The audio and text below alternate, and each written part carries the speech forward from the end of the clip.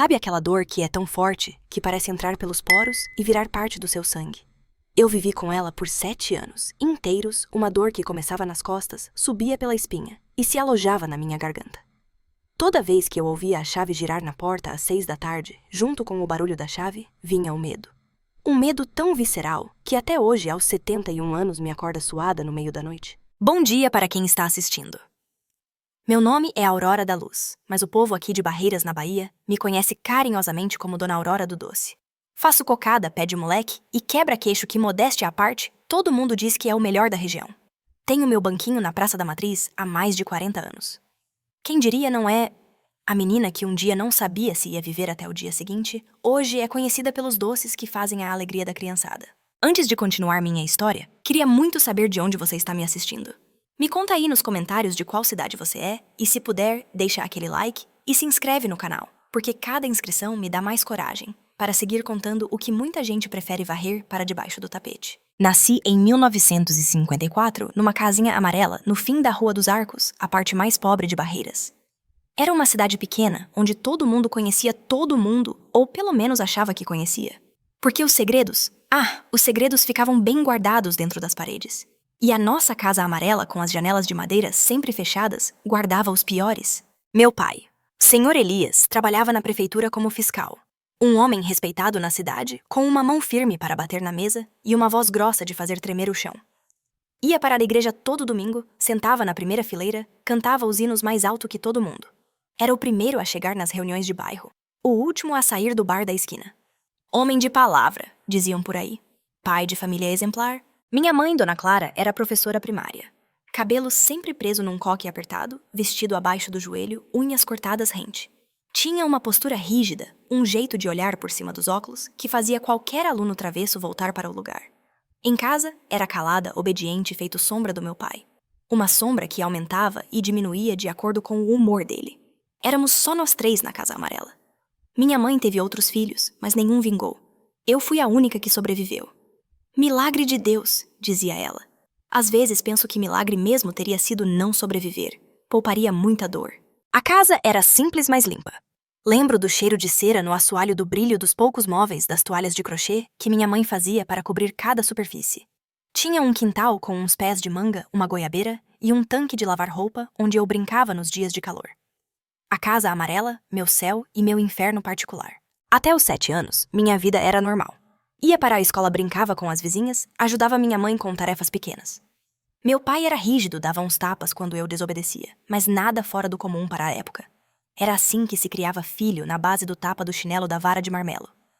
Ninguém questionava. Mas tudo mudou quando fiz 8 anos.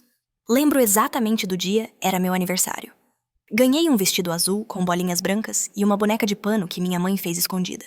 Estava tão feliz que nem notei o olhar diferente do meu pai durante o almoço. Um olhar que aprendi a reconhecer depois olhar de quem planeja. Naquela noite, minha mãe saiu para a vigília na igreja. Era comum, toda primeira sexta do mês tinha vigília e ela nunca faltava. Fiquei sozinha com meu pai, coisa que já tinha acontecido outras vezes. Geralmente ele me mandava dormir cedo e ficava na sala ouvindo rádio. Mas naquele dia foi diferente. "Vem cá, Aurora!" ele chamou da cozinha. "Vem ajudar o pai." Fui com a boneca nova debaixo do braço. Ele estava encostado na pia, olhando para o fogão a lenha. "Olha, essa pia, menina, está suja. Sua mãe não lavou direito." Olhei a pia. Para mim parecia limpa, mas discordar do meu pai não era opção. "Vou chamar a mãe quando ela voltar." Falei baixinho. "Não, você vai lavar agora." Tentei explicar que eu era pequena demais, que não alcançava direito. Que a água fria da torneira machucava meus dedos naquele inverno fraco da Bahia. Mas não teve jeito. Subi num banquinho, comecei a lavar os poucos pratos. Fiz o melhor que podia, mas como qualquer criança de 8 anos, fiz coisas de criança, derramei água, deixei sabão na louça, não sequei direito. Foi quando começou. Está vendo por que sua mãe nunca quis outros filhos depois de você? Porque viu que você não presta para nada? As palavras doeram mais que qualquer tapa. Abaixei a cabeça, continuei tentando. As lágrimas embaçavam minha visão. "Nem para isso você serve. Uma inútil. Sabe o que acontece com menina? Inútil. Merece castigo." Ele pegou a vassoura que ficava no canto da cozinha, uma vassoura de palha com cabo de madeira. Pensei que ia me bater com ela nas pernas, como já tinha feito outras vezes. Mas não foi isso. "Tira a roupa." Gelei. Não entendi direito porque uma menina de 8 anos ia tirar a roupa na cozinha. Que foi? Está surda, tira a roupa agora. O medo me paralisou. Abracei a boneca com mais força. Pai, está frio. Tira essa roupa. O grito foi tão alto que larguei a boneca no chão. Com as mãos tremendo, tirei o vestido novo. Fiquei só de calcinha encolhida, tentando me cobrir com os braços magros. Tudo! Tirei. E ali pelada no meio da cozinha, senti uma vergonha que nunca tinha sentido antes. Uma vergonha misturada com medo, com confusão. Por que um pai ia querer ver a filha assim? Ele pegou a vassoura, encostou o cabo de madeira na minha barriga. Foi descendo devagar. Senti o frio da madeira na pele. Fechei os olhos. Olha para mim. Não consegui. Mantive os olhos fechados, o corpo tremendo. Olha para mim. Abri os olhos. Vi um homem que não era mais meu pai. Era um monstro com a cara dele. Um monstro de olhos famintos. O que aconteceu depois eu não vou descrever em detalhes. Não por vergonha, essa já lavei faz tempo. Mas porque tem criança assistindo esse vídeo e eu não quero botar na cabecinha delas as imagens que ainda moram na minha. Só vou dizer que doeu. Doeu tanto que achei que ia morrer. O cabo da vassoura ele usou de um jeito que nenhum objeto deveria ser usado, que nenhuma criança deveria sentir, que nenhum pai deveria fazer. Quando acabou, eu estava sangrando. Ele jogou minhas roupas em cima de mim. Se contar para alguém, mato você e sua mãe, agora limpa esse chão.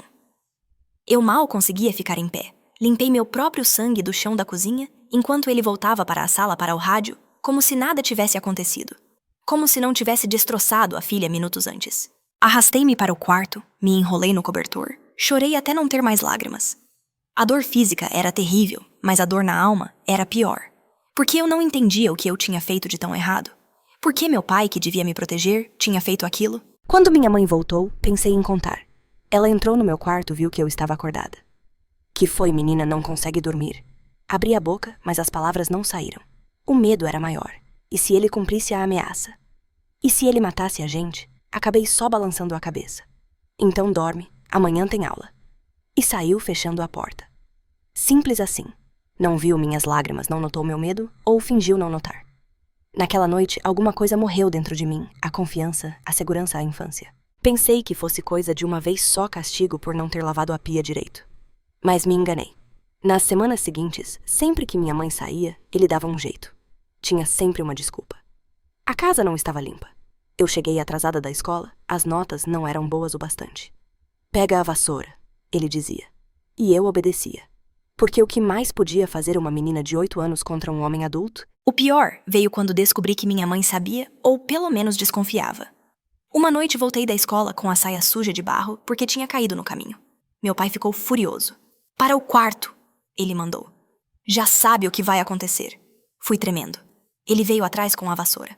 Mas dessa vez notei que a porta não fechou completamente. Pela fresta enquanto aquilo acontecia, enquanto eu me contorcia de dor na cama, vi minha mãe parada no corredor olhando.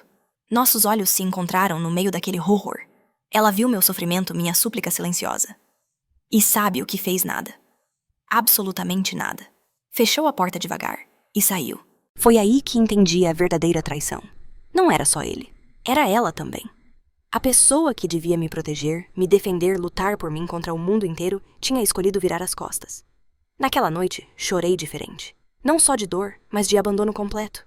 Estava sozinha no mundo, sozinha contra os dois. Os abusos continuaram por meses, anos. Cada vez mais frequentes, cada vez mais violentos. Ele não precisava mais esperar minha mãe sair. Fazia na frente dela e ela assistia. Às vezes de olhos baixos. Às vezes com um brilho estranho no olhar. Nunca interferindo. Nunca me protegendo. Uma vez tentei resistir. Tinha 10 anos, já estava um pouco maior, um pouco mais forte. Quando ele veio com a vassoura, empurrei e tentei correr. Consegui chegar até a porta da frente, mas minha mãe bloqueou o caminho. Para onde pensa que vai, Aurora? Me deixa sair, mãe, por favor. Volta lá, seu pai não terminou. E me empurrou de volta para ele, como quem devolve um brinquedo emprestado.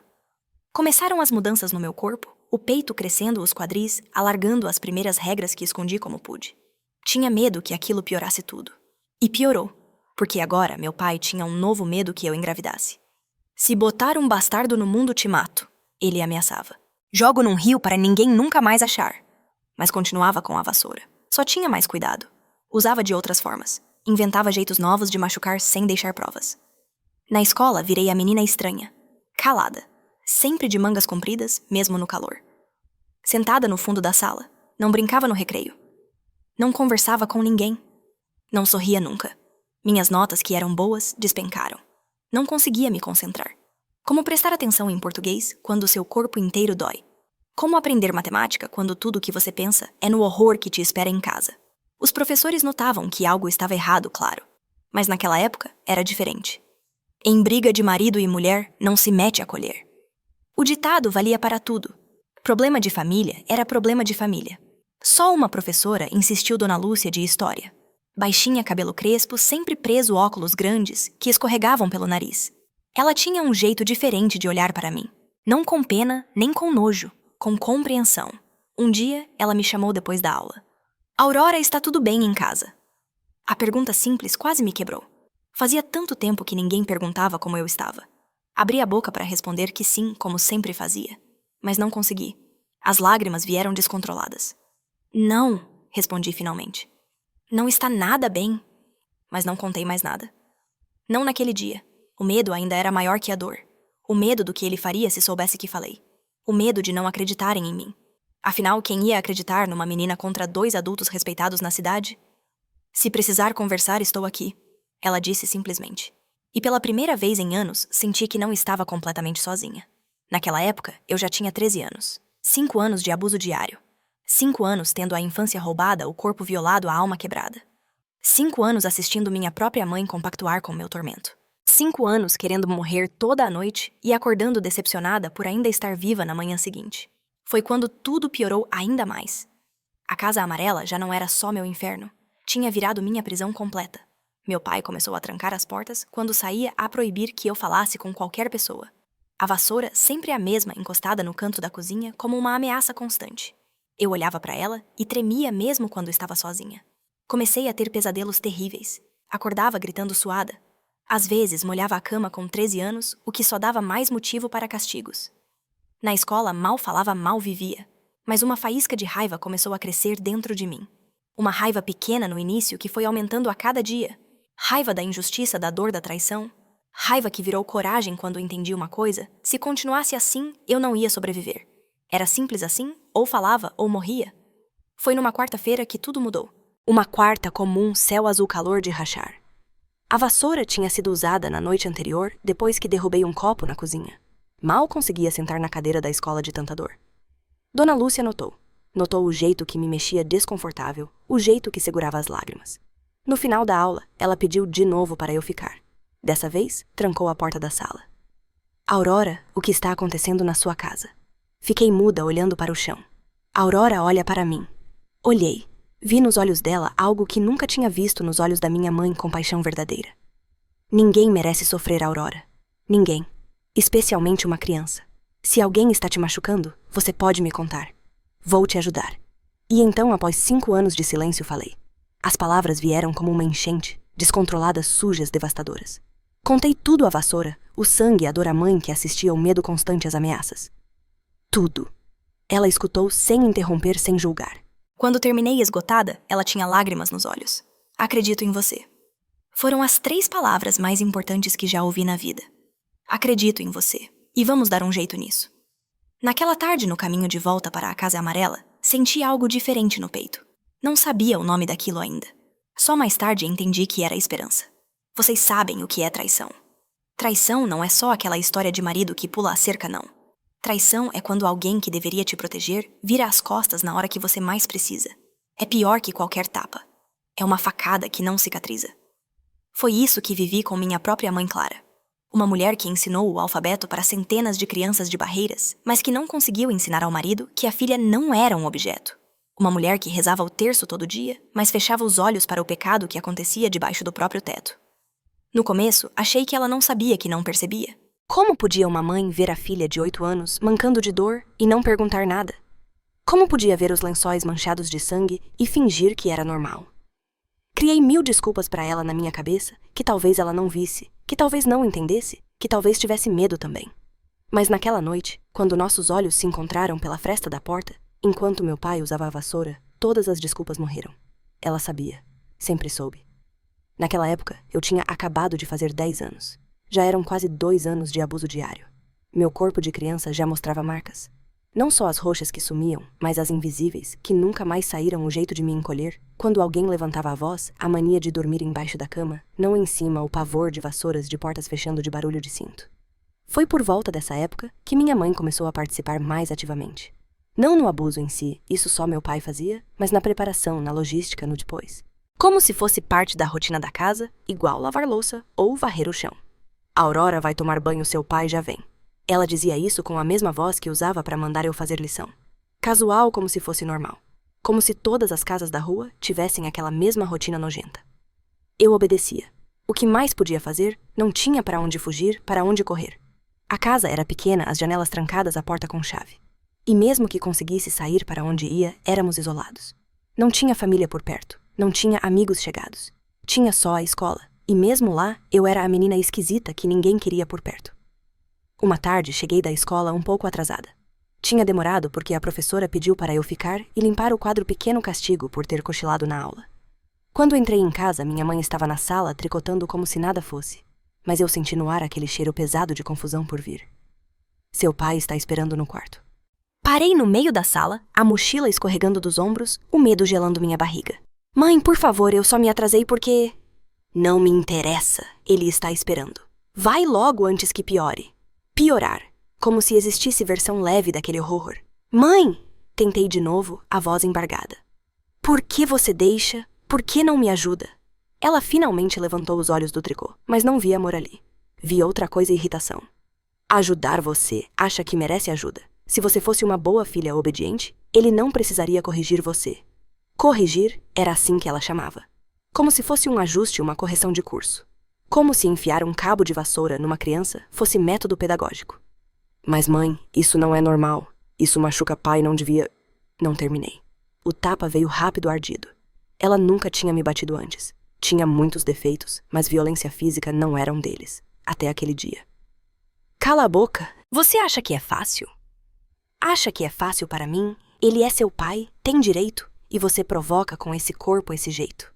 Encolhi-me, lágrimas escorrendo. Ela estava dizendo que a culpa era minha. Que eu, uma criança de 10 anos, provocava aquilo. Que merecia. Que era normal. Agora vai, não faz ele esperar mais.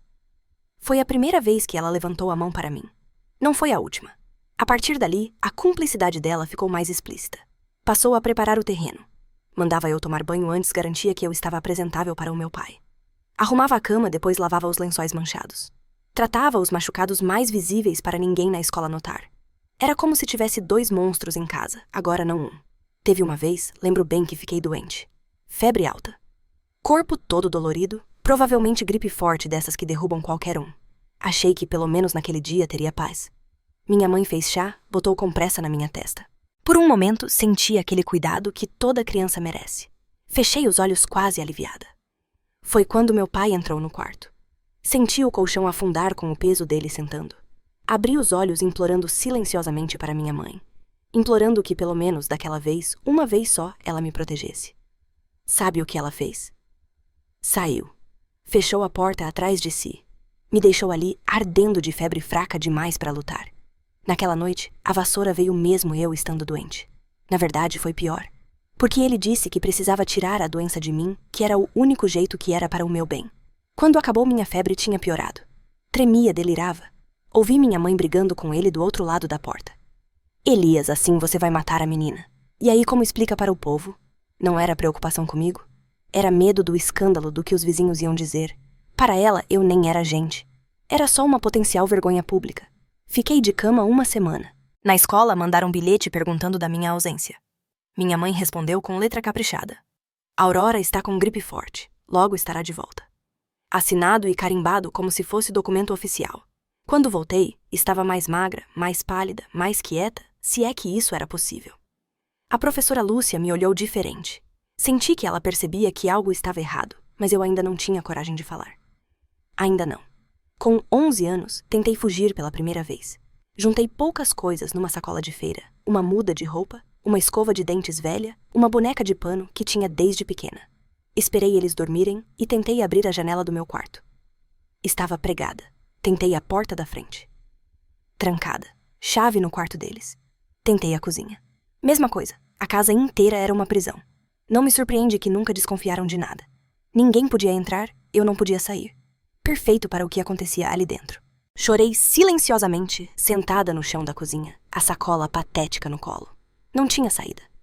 Nunca teria. Foi quando notei a vassoura ali encostada no canto como sempre.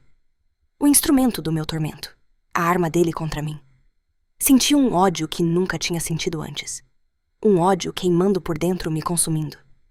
Peguei a vassoura. Pensei em quebrá-la, em jogá-la no quintal, em escondê-la. Qualquer coisa para ter uma noite de paz. Mas no segundo que encostei nela, ouvi passos. Que você está fazendo?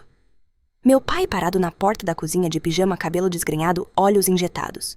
Tinha acordado para beber água e me encontrou ali com a vassoura na mão. O que aconteceu depois foi o pior até então. Não foi só a vassoura. Foi o cinto. Foi o tapa. Foi o soco. Bateu até eu desmaiar. Acordei de manhã no chão da cozinha tão machucada que nem conseguia abrir um dos olhos. Minha mãe me encontrou ali. Olhou e suspirou. Está vendo o que você faz. Está vendo o que causa. A culpa. Sempre a culpa. Como se eu, uma criança, fosse responsável pela doença dele. Como se eu tivesse escolhido aquilo. Não fui para a escola naquele dia, nem no outro. Só voltei quando os hematomas estavam menos visíveis. Inventaram que eu tinha caído da escada de casa. Escada que nem existia nossa casa, era térrea. Mas ninguém questionou. A cumplicidade dela foi ficando cada vez mais explícita com o tempo. Não era só omissão. Era participação ativa. Ela começou a criar situações pretextos. Reclamava para meu pai que eu não tinha varrido o quintal direito, que tinha respondido torto, que tinha demorado para fazer a lição. A Aurora está precisando de correção, Elias. Era o código deles. Correção. Nojento. Comecei a perceber que ela gostava. Não do que acontecia em si, pelo menos quero acreditar que não, mas do poder que aquilo dava a ela. De me ver sendo punida por coisas que nem eram erradas. De me ver sofrendo enquanto ela assistia a superior à correta limpa. Uma tarde cheguei da escola e ela estava diferente. Agitada. Arrumada. Tinha posto o vestido bom que normalmente só usava para ir na igreja. Hoje vamos na casa da sua tia Margarida, anunciou. Seu pai vai trabalhar até tarde, nós duas vamos jantar lá. Tia Margarida nem era tia de verdade. Era uma amiga dela que morava do outro lado da cidade. Raramente íamos lá. Não entendia a mudança súbita, mas sentia uma esperança pequena. Uma noite fora de casa. Uma noite sem ele. Uma noite de paz. Me arrumei rápido, penteei o cabelo, até tentei sorrir. A ideia de sair daquelas paredes, mesmo que por poucas horas, era como um copo d'água no deserto. Estávamos quase saindo quando meu pai chegou mais cedo que o normal. Olhou para nós duas, já prontas para sair. Onde vocês pensam que vão? Na Margarida, minha mãe respondeu a voz já submissa. Só jantar, voltamos cedo. Não, mudei de ideia. Preciso das duas aqui. E foi só isso. Ela nem questionou. Tirou o chapéu, o casaquinho, voltou para a cozinha para preparar o jantar. Como se não tivesse importância nenhuma. Como se a promessa de uma noite de alívio para a filha não significasse nada. Naquela noite, chorei no travesseiro até pegar no sono. Não pelo abuso já tinha acontecido como quase toda noite. Chorei pela traição. Pela facilidade com que ela abriu mão de me proteger. Pela certeza de que entre mim e ele, ela sempre escolheria ele. Com 12 anos, já tinha perdido qualquer esperança. Vivia no automático. Ia para a escola, voltava para casa, apanhava, sofria o abuso, dormia, acordava. Repetia tudo como um zumbi. Os professores notavam que algo estava errado. Claro, minhas notas, que já não eram boas, ficaram péssimas. Eu mal falava, mal comia. Parecia um fantasma andando pelos corredores. Lembro de uma vez que a professora de educação física chamou minha mãe na escola. Eu tinha me recusado a trocar de roupa para o exercício. Não queria que ninguém visse os hematomas nas minhas pernas. A professora achou estranho e insistiu.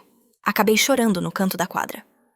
Dona Clara, a Aurora, anda muito estranha. Não participa, não se mistura. Hoje teve uma crise na minha aula. Aconteceu alguma coisa. Espreitei da porta, ouvindo a conversa na sala dos professores.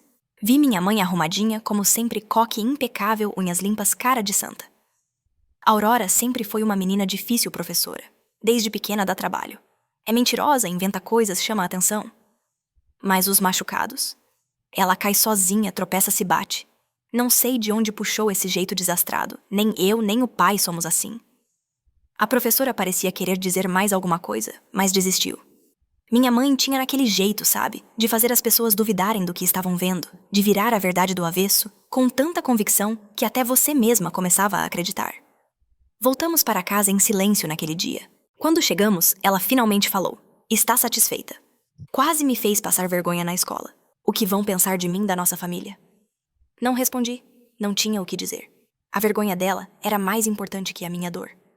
Sempre foi. Naquela noite, pela primeira vez, ela assistiu tudo de perto. Sentada na cadeira do canto do quarto, observando enquanto meu pai usava a vassoura. Os olhos dela nunca deixando os meus. Um olhar de advertência e de ameaça. Um olhar que dizia: viu o que acontece quando você tenta contar. Foi a pior noite da minha vida até então. Não pela dor física, já estava meio anestesiada a essa altura. Foi pior pelo simbolismo. Pela confirmação final de que não tinha ninguém do meu lado. Que os dois juntos eram um muro intransponível. Nunca mais tentei contar para ninguém da escola. Para quê? Minha mãe ia desmentir, ia me fazer parecer louca, mentirosa, problemática. E a punição ia ser pior. Então me fechei ainda mais. Virei casca vazia. Aprendi a sair do meu corpo durante os abusos, a fingir que estava em outro lugar, que era outra pessoa. Aprendi a não chorar, porque as lágrimas só davam mais prazer a eles. Aprendi a ser invisível, mesmo estando visível. O tempo foi passando. 12 anos, 13 anos. O corpo mudando, os abusos piorando. Agora tinha a nova preocupação gravidez.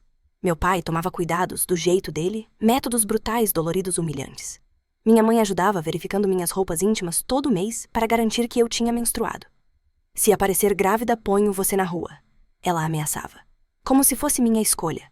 Como se eu tivesse controle sobre qualquer coisa na minha vida. Quando fiz 13 anos, algo mudou.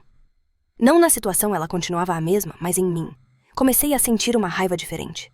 Uma raiva que não era só desespero, mas algo mais profundo, mais perigoso. Comecei a pensar em maneiras de acabar com aquilo. Todas as maneiras.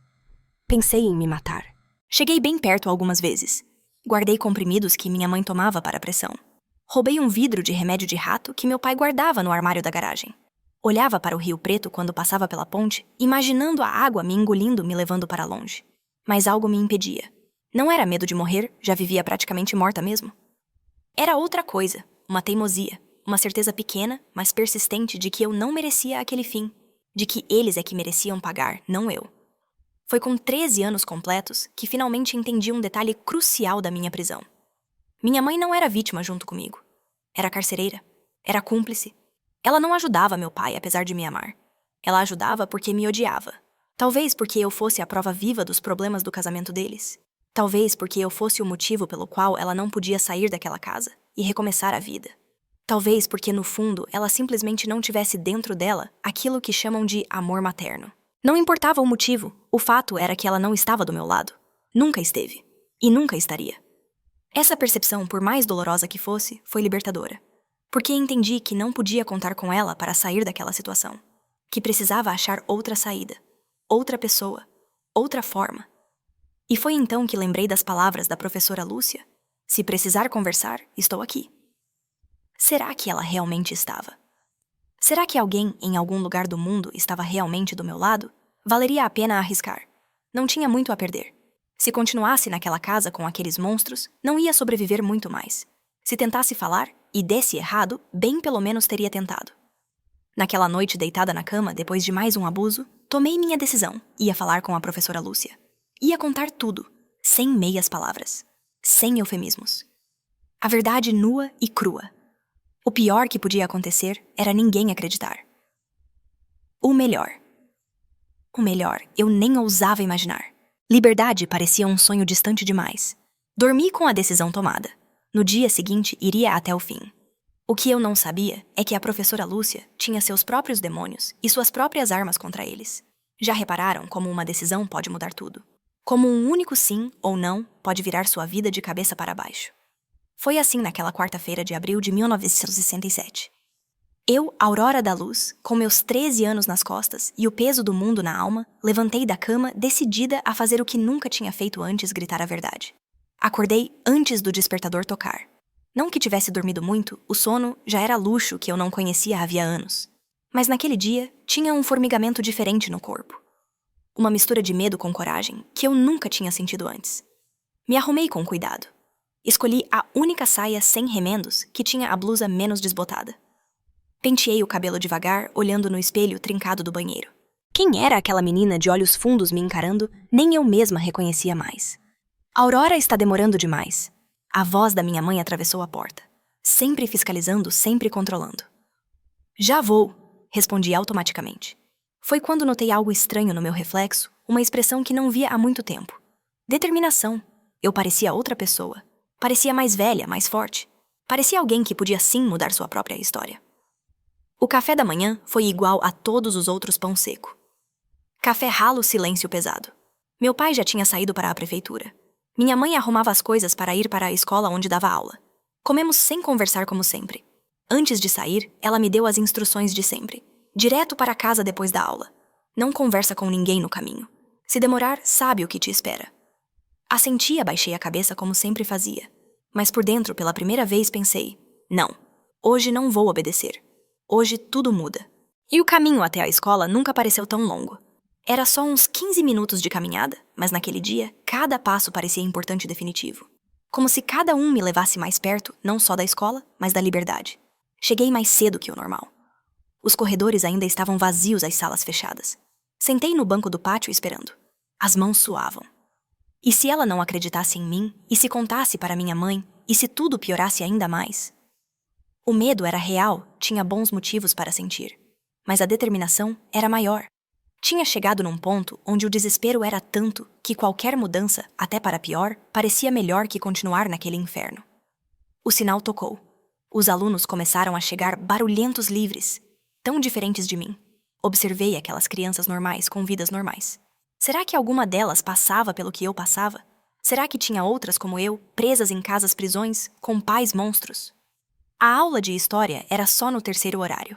Aguentei as 2 primeiras aulas no automático, respondendo quando chamada, copiando o que estava no quadro. Existindo sem viver. Finalmente chegou. Dona Lúcia entrou na sala, pilha de livros nos braços óculos, escorregando pelo nariz. Cumprimentou a turma com o bom humor de sempre. Começou a falar sobre a Guerra do Paraguai, datas, batalhas, nomes. Não ouvi uma palavra. Minha cabeça estava ocupada demais, ensaiando o que ia dizer, como ia dizer. Planejando cada palavra daquela conversa que podia mudar tudo. A aula acabou.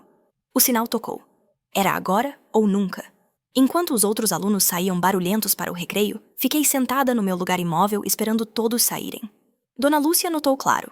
Me olhou por cima dos óculos com aquele jeito dela de saber das coisas sem precisar perguntar. Quando o último aluno saiu, ela fechou a porta. Veio até minha carteira, puxou uma cadeira, sentou na minha frente. O que foi, Aurora? Quer conversar? Abri a boca, mas nada saiu. Anos de silêncio forçado travaram minha língua. Anos de ameaças me fizeram hesitar.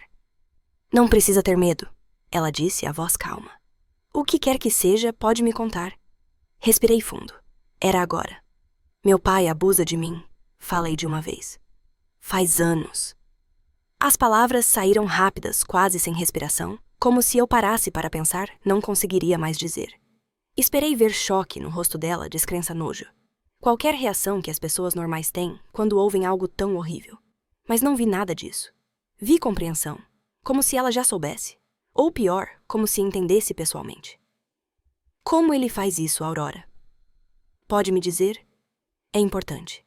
Foi a primeira vez que alguém me perguntou os detalhes, sem duvidar de mim, sem me fazer sentir culpada, sem questionar se eu estava inventando. E então contei. Contei da vassoura dos anos de dor da minha mãe, assistindo participando. Contei das ameaças do medo constante da prisão que era minha casa. Contei tudo sem filtro, sem parar. As palavras saíam como água de represa que arrebenta violentas, incontroláveis, arrasadoras. Quando terminei, estava ofegante e exausta, como se tivesse corrido uma maratona. De certa forma tinha. Uma maratona de 5 anos. E finalmente tinha cruzado uma linha de chegada. Dona Lúcia não disse nada por um tempo. Seus olhos por trás daqueles óculos grandes estavam marejados, mas não era só tristeza que eu via ali. Era uma raiva controlada, uma indignação. Acredito em você, ela disse finalmente. Cada palavra. 3 palavras simples que mudaram tudo. Acredito em você. Quando ninguém mais acreditava, nem minha própria mãe, aquela professora que eu mal conhecia, me deu o que eu mais precisava: validação. Não é sua culpa, Aurora, ela continuou. Nada disso é sua culpa. São eles os monstros, não você. Chorei. Não de dor como tantas vezes tinha chorado, mas de alívio. De um peso imenso finalmente compartilhado. De uma verdade finalmente dita e aceita. O que vai acontecer agora? Perguntei entre soluços. Agora vamos te tirar de lá. Tirar de lá. A ideia parecia tão impossível, tão distante da minha realidade, que quase não conseguia compreender. Como? Para onde eu vou? E se eles não deixarem? E se ninguém acreditar em mim? As perguntas saíam descontroladas, o medo voltando misturado com uma esperança pequena, mas crescente. Uma coisa de cada vez, ela disse firme. Primeiro precisamos de provas. Provas. Sim, sei que é difícil, mas precisamos mostrar o que está acontecendo. Sua palavra contra a deles, infelizmente, não vai ser suficiente. Ela tinha razão, claro. Minha mãe era professora respeitada, meu pai funcionário da prefeitura, cidadãos exemplares aos olhos de todos. Quem acreditaria numa criança problemática contra dois adultos de bem? Que tipo de provas? Os machucados. Precisamos documentar. E ela hesitou, como se estivesse tomando uma decisão difícil. Preciso te contar uma coisa, Aurora. Algo que poucos sabem. Quando eu tinha mais ou menos sua idade, passei por algo parecido. Não foi meu pai, foi meu padrasto. E minha mãe, assim como a sua, fingia não ver. Arregalei os olhos. Dona Lúcia, a professora mais respeitada da escola, com seu jeito certinho, suas aulas sempre preparadas, sua vida aparentemente perfeita. Como a senhora saiu? Como conseguiu? Ela sorriu um sorriso triste. Não consegui. Não do jeito certo. Fugi. Vivi na rua por um tempo. Passei fome e frio. Acabei acolhida por uma família que me deixou dormir no barracão dos fundos em troca de trabalho. Estudei escondida, fiz supletivo, virei professora. Mas nunca denunciei. Nunca vi justiça ser feita. E seu padrasto morreu anos depois sem nunca pagar pelo que fez. E minha mãe viveu o resto da vida fingindo que nada aconteceu. Até hoje evita falar comigo a lembrança viva do fracasso dela como mãe. Absorvi aquilo tudo em silêncio. Dona Lúcia, minha professora, a mulher mais forte que eu conhecia, também tinha sido uma menina abusada. Também tinha sofrido. E mesmo assim, estava ali inteira ajudando outras. É por isso que a senhora se interessou pelo meu caso. Sim, reconheci os sinais. O olhar vazio, os machucados sempre explicados, o medo constante. Vi a mim mesma em você. E o que fazemos agora? Ela ajeitou os óculos pensativa. Não vou deixar você seguir o mesmo caminho que eu. Não vou deixar você fugir sem rumo, sem proteção. Vamos fazer diferente. Vamos fazer do jeito certo. O jeito certo. Isso existia em casos como o meu. Tenho um amigo advogado. Ele trabalha com casos de abuso infantil. Vou falar com ele hoje mesmo. Mas precisamos de provas, Aurora, de algo concreto. Posso mostrar os machucados? Ofereci. Tenho marcas em todo lugar. Ela assentiu o rosto sério.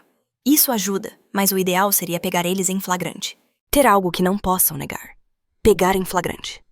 A ideia me deu calafrios. Significava passar por mais um abuso. Mais uma sessão de horror com a vassoura. Mais dor. Tenho medo, confessei. Eu sei.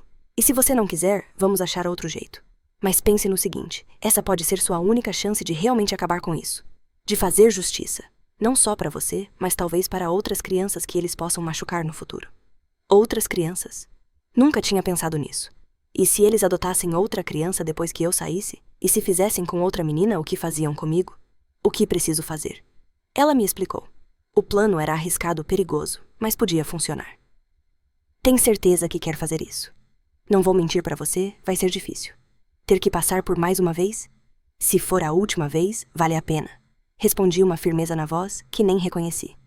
Se for para acabar com isso de uma vez, aguento mais uma noite.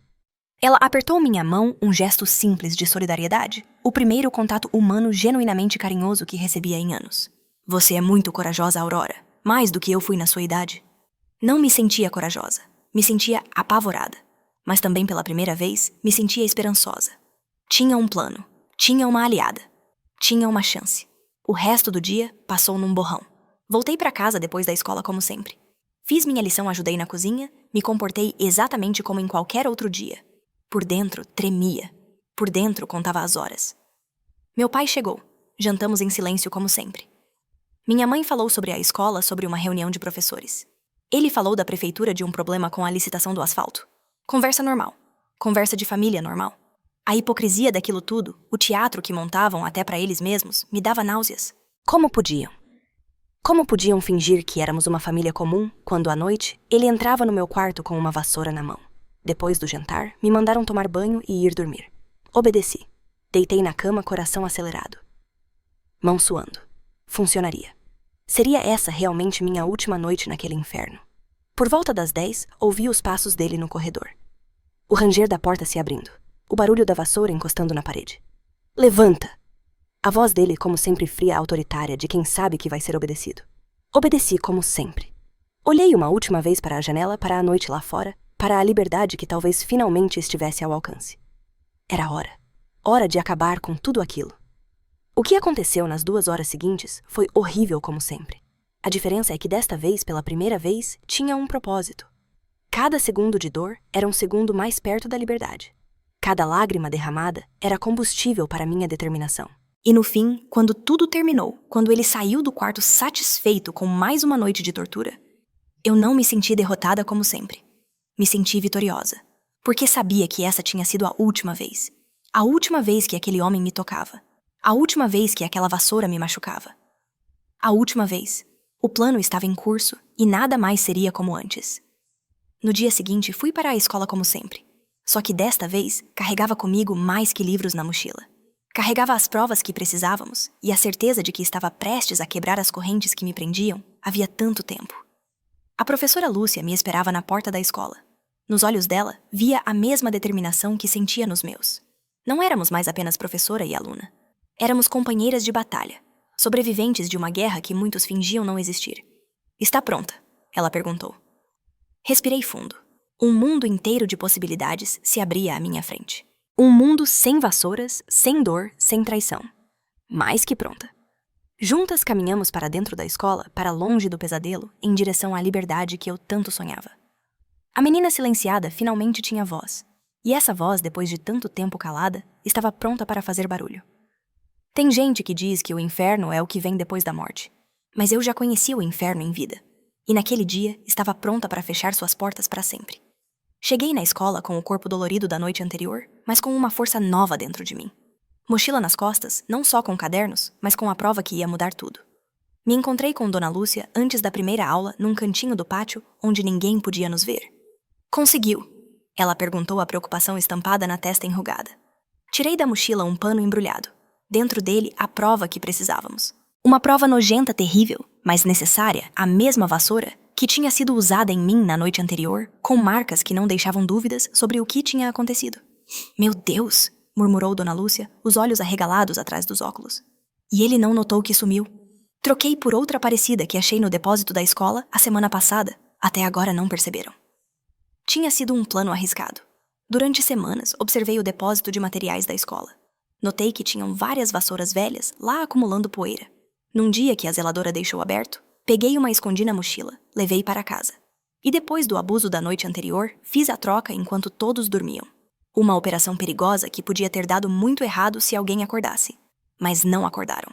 E agora tínhamos a prova irrefutável do que acontecia naquela casa amarela.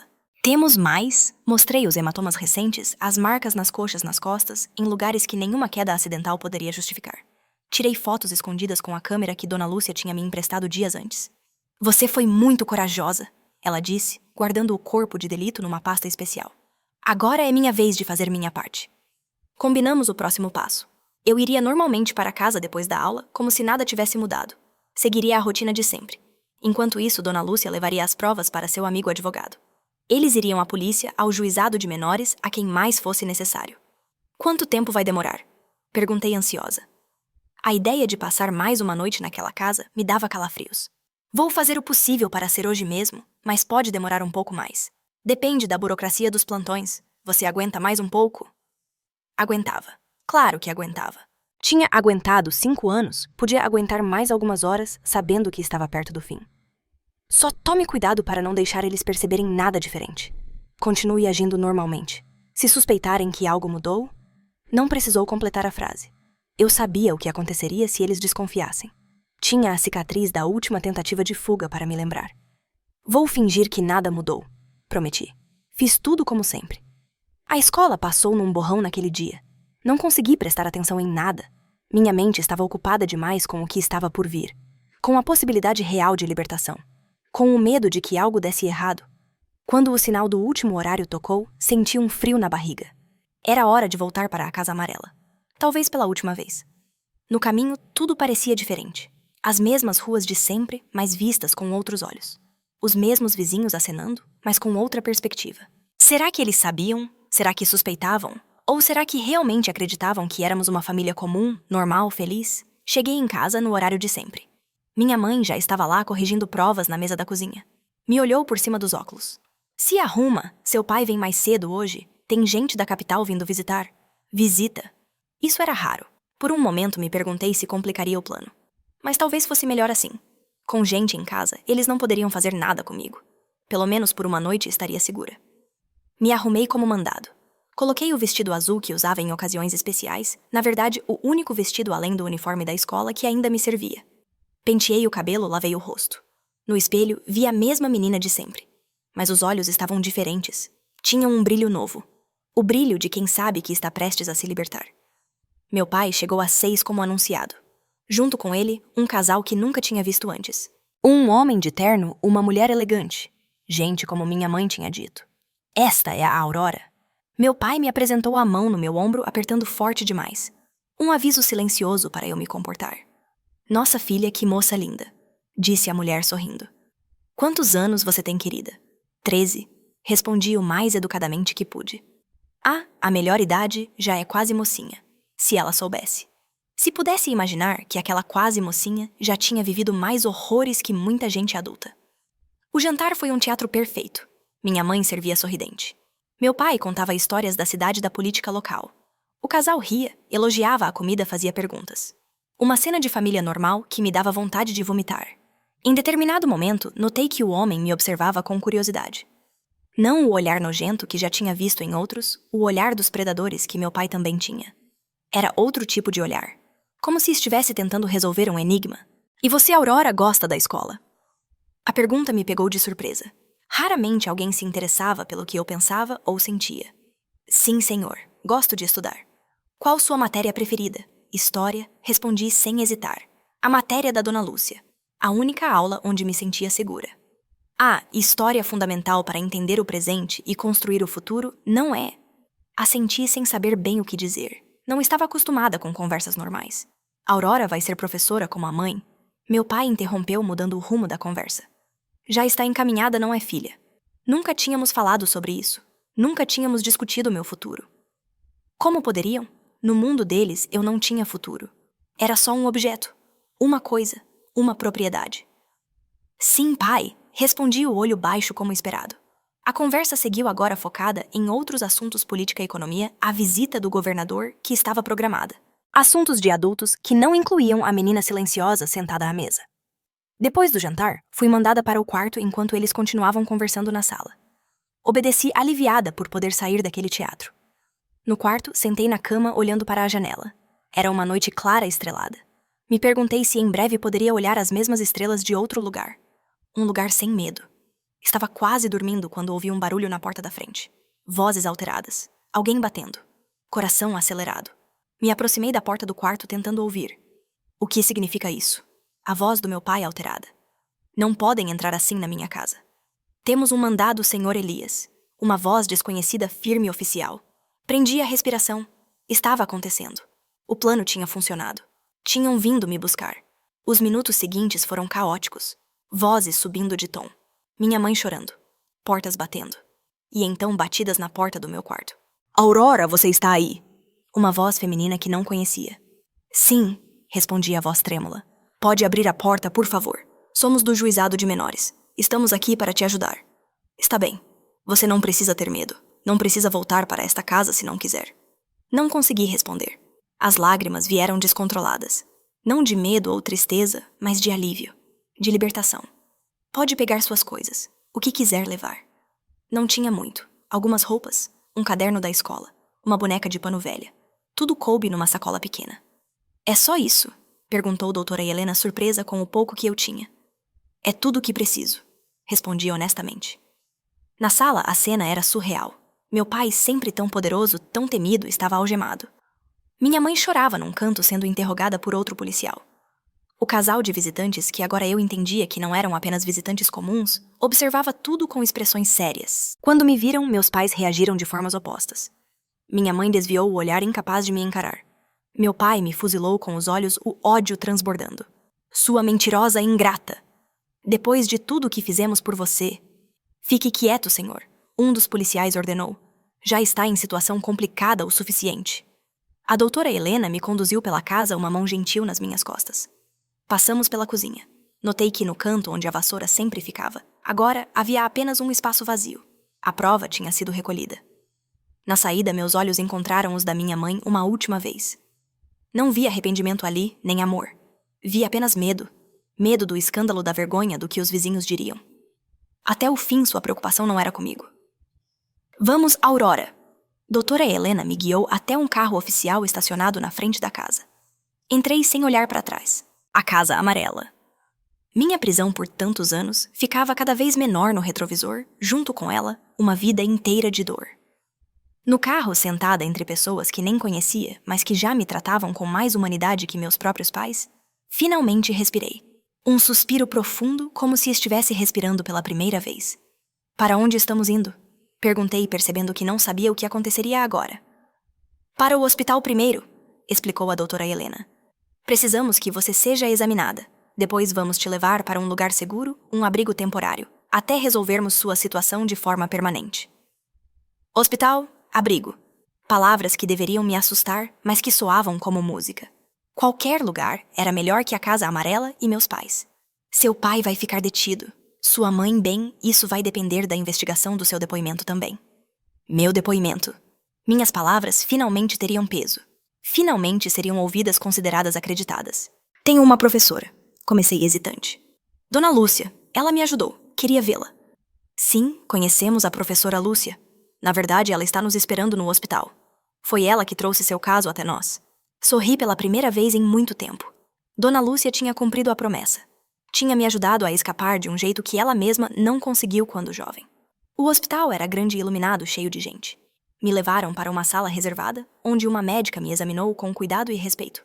Fez fotos dos machucados, anotou tudo, fez perguntas difíceis, mas necessárias. Quando terminou, disse palavras que nunca esqueci. Você é muito forte, Aurora. Mais forte que muitos adultos que conheço. Não me sentia forte, me sentia pequena, assustada, perdida. Mas também pela primeira vez em anos me sentia segura. Depois do exame, me levaram para outra sala. E lá estava ela. Dona Lúcia, cabelo preso como sempre, óculos na ponta do nariz, um sorriso cansado, mas satisfeito. Você conseguiu! Corri para abraçá-la. Algo que nunca tinha feito antes. Não, Aurora, nós conseguimos. Você fez a parte mais difícil. Ficamos abraçadas por um tempo. Duas sobreviventes do mesmo tipo de inferno. Duas gerações unidas pela dor, mas também pela esperança de dias melhores. O que aconteceu? Perguntei quando finalmente nos separamos. Como foi tudo tão rápido? Ela me contou enquanto comíamos um lanche que alguém tinha trazido. Contou que levou a vassoura e as fotos para seu amigo advogado, que ficou horrorizado. Que eles foram direto ao juizado de menores, onde encontraram uma juíza sensível a casos de abuso. Que a juíza, vendo as provas irrefutáveis, emitiu imediatamente ordem de busca e apreensão de prisão preventiva para meu pai e determinação de afastamento do lar para minha mãe até que se esclarecesse o nível de envolvimento dela. E sabe o casal que estava na sua casa? Eram assistentes sociais disfarçados. Estavam lá para observar a dinâmica familiar antes da polícia chegar. Foi uma coincidência que apareceram justo hoje. Seu pai tinha convidado para uma reunião sobre um projeto da prefeitura. Acabou sendo perfeito para o timing da operação. Por isso, o homem me olhava daquele jeito estranho. Não estava me julgando. Estava me avaliando, procurando sinais de abuso, de medo, de sofrimento. E agora o que vai acontecer comigo? Por enquanto você vai para um abrigo, mas... Ela hesitou, como se não soubesse se devia continuar. Eu conversei com a juíza. Pedi autorização para ser sua guardiã temporária, se você quiser, claro. Fiquei sem palavras. Morar com Dona Lúcia era mais do que podia esperar. Mais do que ousava sonhar. A senhora faria isso por mim. Faria isso com você, Aurora. Não é caridade, é justiça. É dar a você a chance que eu não tive quando estava na sua situação.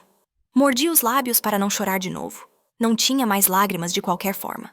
Estava vazia e cheia ao mesmo tempo. Vazia de medo, cheia de possibilidades. Eu quero muito. Ela sorriu, aquele sorriso gentil que tinha me dado esperança desde o início. Então vamos pedir à juíza. Tenho certeza que ela vai considerar seriamente. Naquela noite dormi num quarto do abrigo.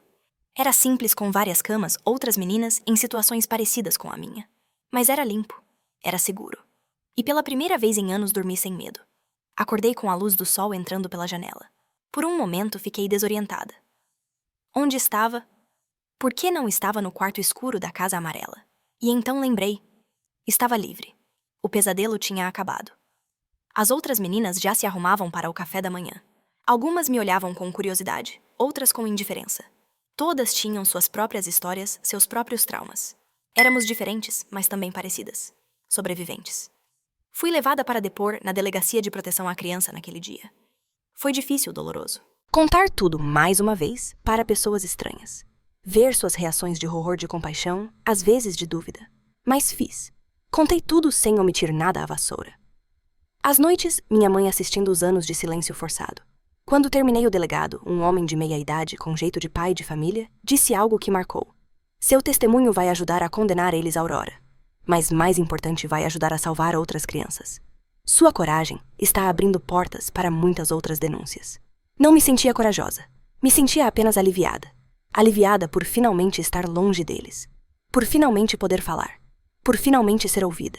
À tarde, recebi uma visita inesperada no abrigo doutora Helena, a assistente social, acompanhada de Dona Lúcia e de uma mulher que logo descobri ser a juíza do meu caso. Aurora, disse a juíza após as apresentações.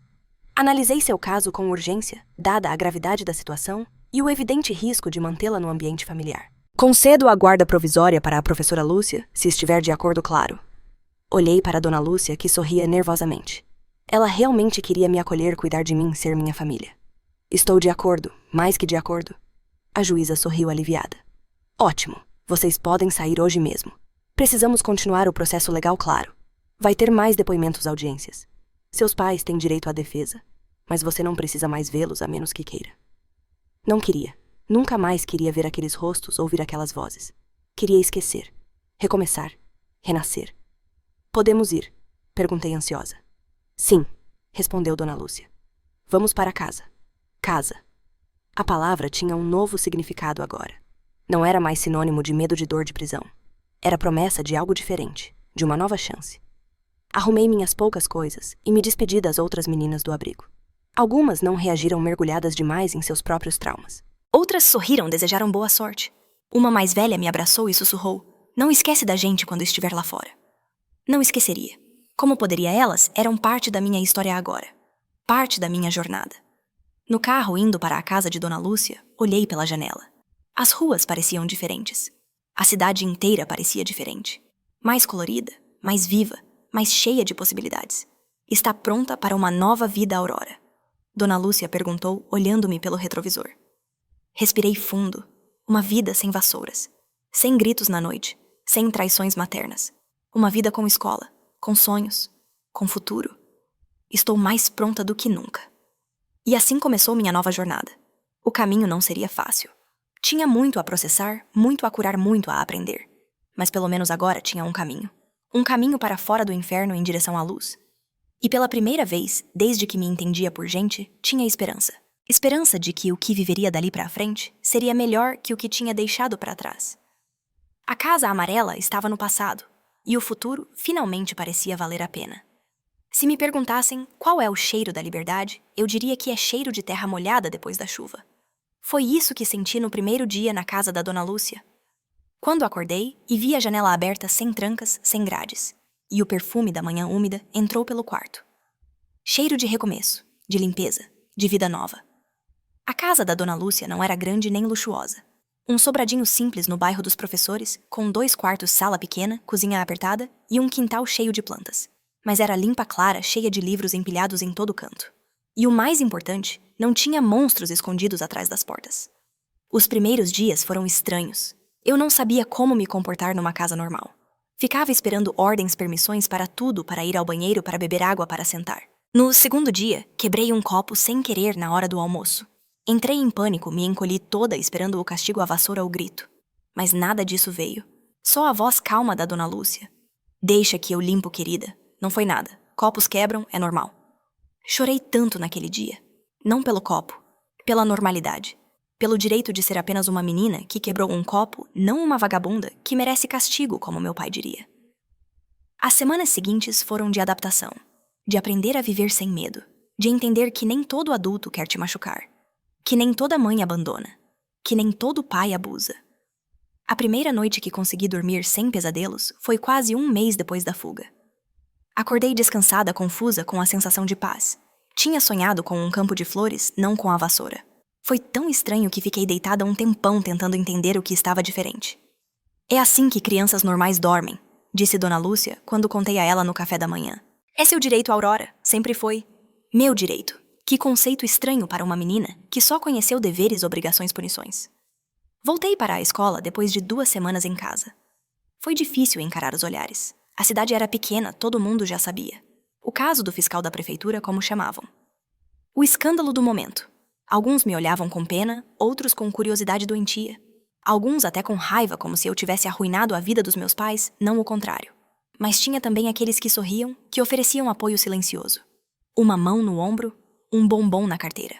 Um lugar guardado no recreio. A dor começou a virar força aos poucos. Cada dia que passava na casa da Dona Lúcia era um dia a mais de cura. Cada aula, cada refeição sem tensão, cada noite sem medo. Ia me reconstruindo. O processo contra meus pais se arrastou. Depoimentos, audiências, perícias. O sistema era lento, especialmente para uma cidade do interior nos anos 60. A influência do meu pai atrasava tudo ainda mais. Ele tinha amigos conhecidos, gente que devia favores. Não desista, dizia Dona Lúcia nas noites em que o medo voltava. A verdade vai vencer. E venceu.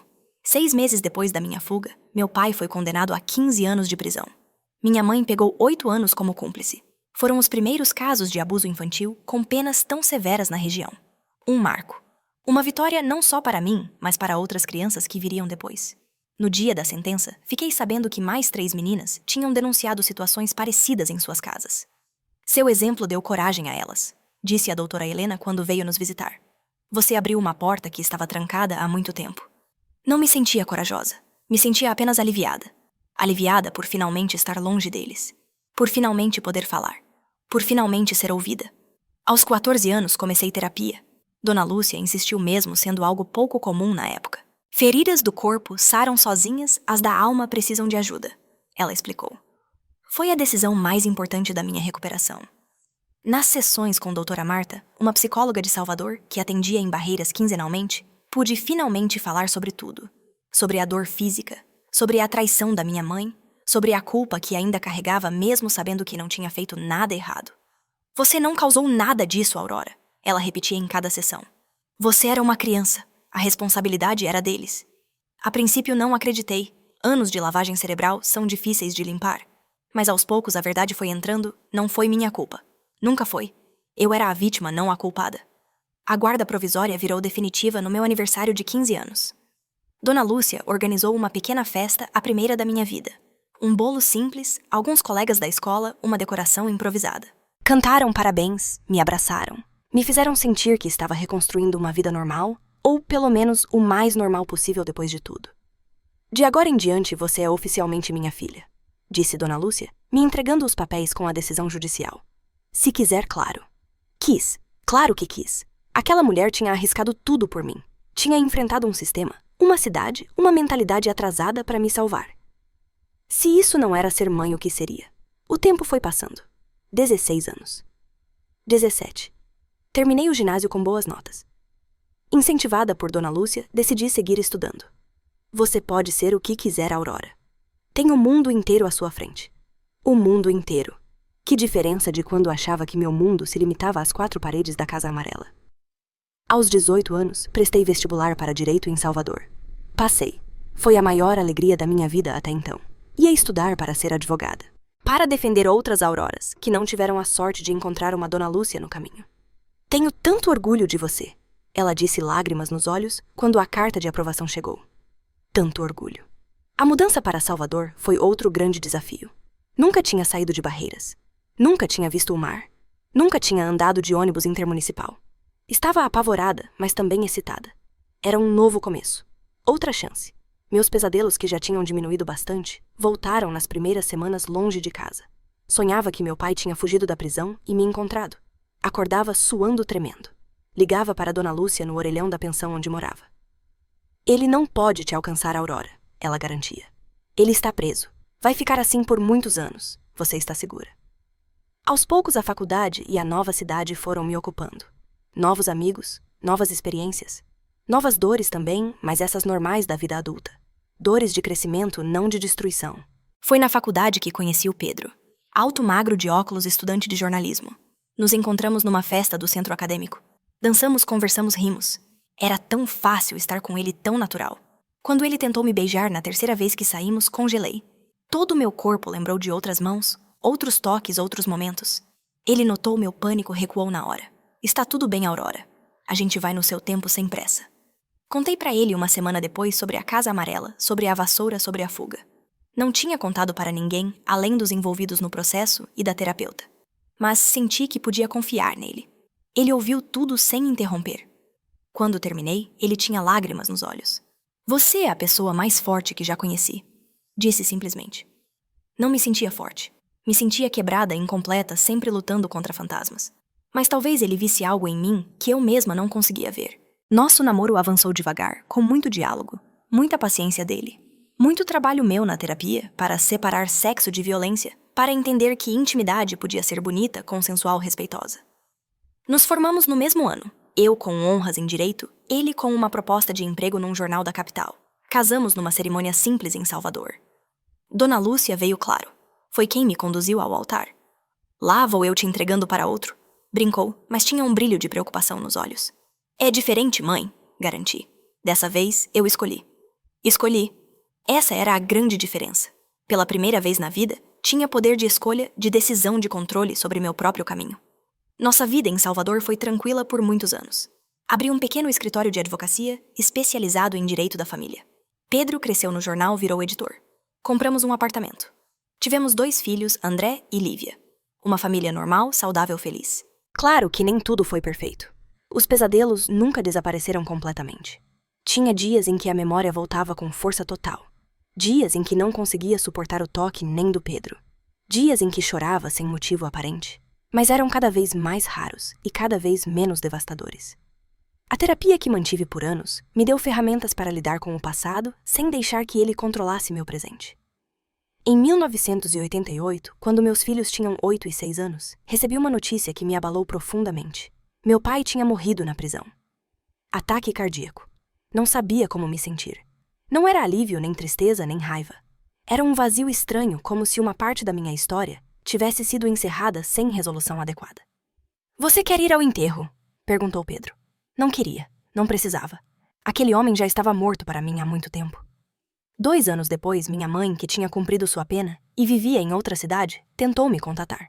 Mandou uma carta ao escritório pedindo perdão, dizendo que estava doente, que queria me ver uma última vez antes de morrer. Fiquei dividida. Uma parte de mim queria mandar ela para o inferno. Outra parte, talvez, a parte que a terapia tinha ajudado a crescer, queria entender. Queria ouvir. Queria fechar aquele ciclo de alguma forma. Depois de muito pensar, decidi ir. Não por ela, mas por mim. Precisava olhar nos olhos dela uma última vez e dizer que tinha sobrevivido. Que estava bem. Que ela não tinha conseguido me destruir. Encontrei uma mulher envelhecida precocemente num quarto de hospital em Ilhéus. Câncer terminal. Magra, amarela, cabelos ralos. Quase irreconhecível da Clara autoritária que me aterrorizou na infância. Aurora, você veio! Ela disse quando entrei no quarto, a voz fraca quebrada. Vim, mas não por você. Ficamos em silêncio por um tempo. O que dizer para a mulher que te trouxe ao mundo e depois permitiu que esse mundo se tornasse um inferno? Sei que não mereço perdão. Ela finalmente falou. Nem estou pedindo. Só queria que você soubesse que nunca passou um dia sem que eu pensasse no que fiz, no que deixei acontecer. Por quê? Era a única pergunta que importava. Por que deixou ele fazer aquilo? Por que não me protegeu? Ela desviou o olhar. Tinha medo dele, de perder o pouco que tinha. O emprego, a casa, a segurança. Pausa. Mas essa é só parte da verdade. A outra parte é que eu não te amava como uma mãe deve amar. Você não foi planejada, não foi desejada. E coloquei essa culpa em você, não em mim. Foi errado. Foi terrível. Eu sei disso agora. A honestidade dela me pegou de surpresa. Esperava desculpas vazias, não essa confissão crua.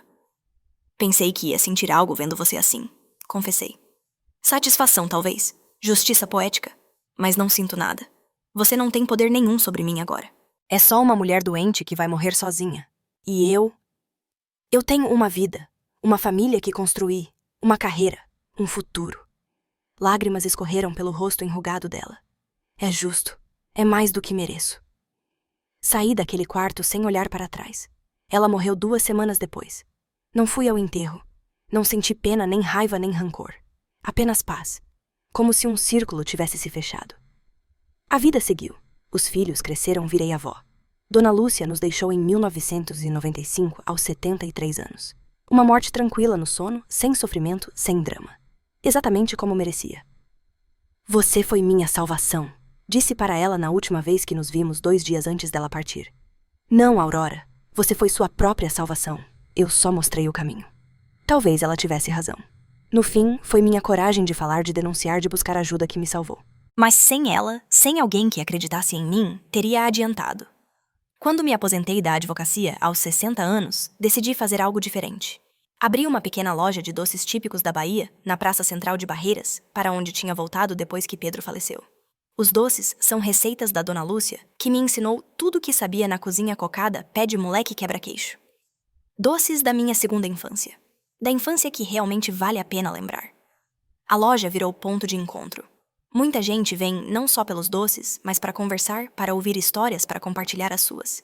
E é incrível como tantas dessas histórias ecoam a minha. Comecei a perceber que meu caso, infelizmente, não era tão excepcional assim. Que muitas mulheres da minha geração e das gerações seguintes tinham passado por abusos parecidos. Que o silêncio era uma prisão compartilhada por muitas. Aos 67 anos, aceitei um convite para dar uma palestra sobre minha história na escola local. Foi a primeira vez que falei publicamente sobre tudo. Estava nervosa, assustada, mas também determinada. Se minha história pudesse ajudar uma menina a encontrar coragem para falar, já teria valido a pena. A palestra virou convite para outra e mais outra. Logo estava viajando pelo estado, falando em escolas, universidades, grupos de apoio. Minha história, que por tanto tempo foi minha vergonha, virou minha plataforma para ajudar outras. Criei um grupo de apoio em Barreiras, Vozes no Silêncio. Chamamos mulheres de todas as idades, de todas as classes sociais, compartilhando experiências, curando juntas, fortalecendo umas às outras. E agora, aos 71 anos, decidi fazer esses vídeos. Contar minha história para um público ainda maior. Porque mesmo depois de tantos anos, mesmo com tantas mudanças na sociedade, ainda há crianças presas em casas amarelas por todo o Brasil. Ainda há pais monstros e mães que fecham os olhos. Ainda há vassouras em cantos de cozinhas que fazem meninas tremerem de medo. Se você está assistindo isso e se identificou com qualquer parte da minha história, quero que saiba, você não está sozinha. Você não tem culpa. E existe saída. Pode parecer impossível agora. Pode parecer que ninguém vai acreditar em você, que ninguém vai te ajudar. Mas eu prometo que existe alguém como a Dona Lúcia por aí. Alguém que vai acreditar. Alguém que vai estender a mão. A Casa Amarela ficou no passado. No lugar dela, construí uma vida colorida, cheia de afeto verdadeiro, de respeito, de dignidade. Você também pode. E se você está assistindo e conhece uma criança que mostra sinais de abuso, o silêncio repentino, os machucados inexplicáveis, o medo constante, por favor, seja a Dona Lúcia dela. Pergunte, acredite, ajude, você pode ser a única chance dela. Hoje minha loja na praça continua aberta. Meus netos já me deram bisnetos. A Casa Amarela foi demolida há anos. No lugar, construíram um pequeno parque infantil. Sempre que passo lá, vejo crianças brincando, rindo livres. E penso que finalmente aquele pedaço de terra encontrou redenção. Se gostou da minha história, por favor, deixa seu like e se inscreve no canal. Isso ajuda mais pessoas a encontrarem esses vídeos, a entenderem que não estão sozinhas na luta. E se puder, entra no nosso grupo do WhatsApp, o link está aqui na descrição. Lá compartilhamos todos os dias histórias reais de outras vovós que, como eu, sobreviveram para contar histórias de dor, sim, mas principalmente de superação. Porque se tem uma coisa que aprendi nesses 71 anos de vida, é que o ser humano é incrível em sua capacidade de reconstrução, de virar ruínas em palácios, de transformar casas amarelas de terror em lares coloridos de amor. Sou Aurora da Luz, vítima que virou sobrevivente, sobrevivente que virou guerreira, que virou vovó contadora de histórias. E minha história não acabou enquanto houver uma criança precisando ouvir que existe esperança, enquanto houver uma mulher precisando saber que o abuso não a define. Minha voz continuará, porque a liberdade tem cheiro de terra molhada depois da chuva. E depois das tempestades mais terríveis, vem o sol mais brilhante.